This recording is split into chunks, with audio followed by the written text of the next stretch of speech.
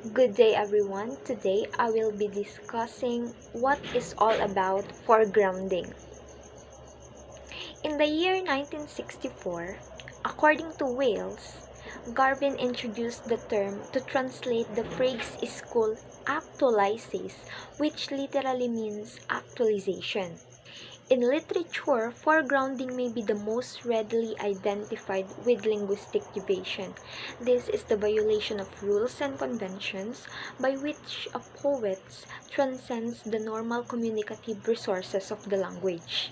Next, it also awakens the reader by freeing him from the grooves of cliché expression or a phrase that is overused and betrays a lack of original thought.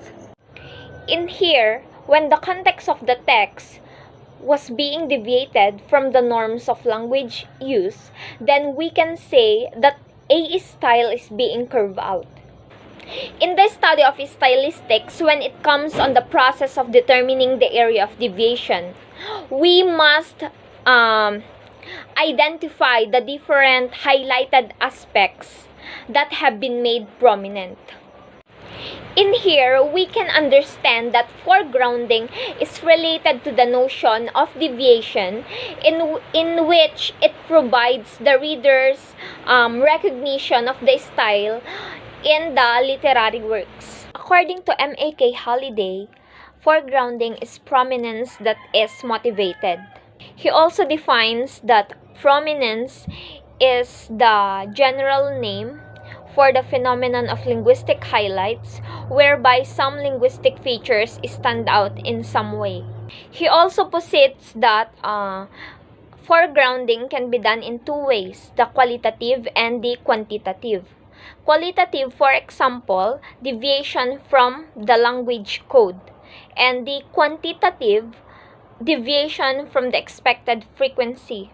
Thus, the purpose of foregrounding from linguistic and non-linguistic is to add unusual and unique idea to the language.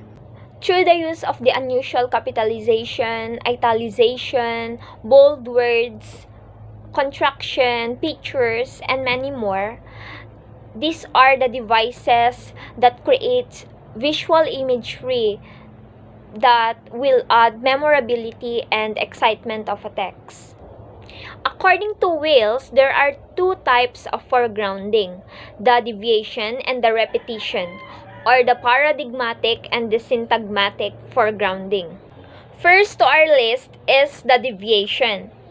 Deviation is the violation of linguistic norms such as grammatical and semantic norms, strange metaphors, similes or collocations that gives a special effect.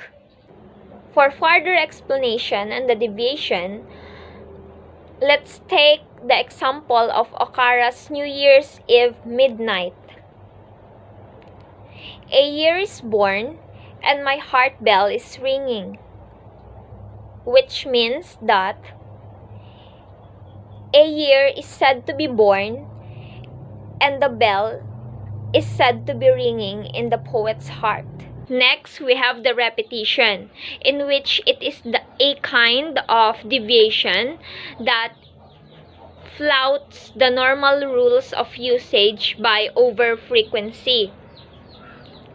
We have the sounds, syntactic patterns that have tendency to strike the readers as uncommon and thereby engage their attention.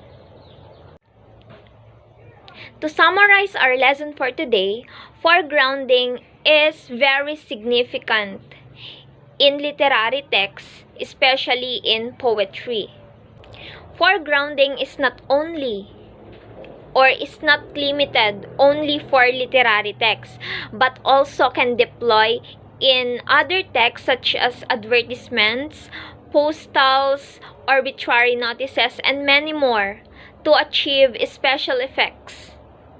Lastly, we have the two types of foregrounding, wherein the deviation and the repetition, wherein these are an important means to achieve foregrounding. That's the end of our lesson for today. Thank you!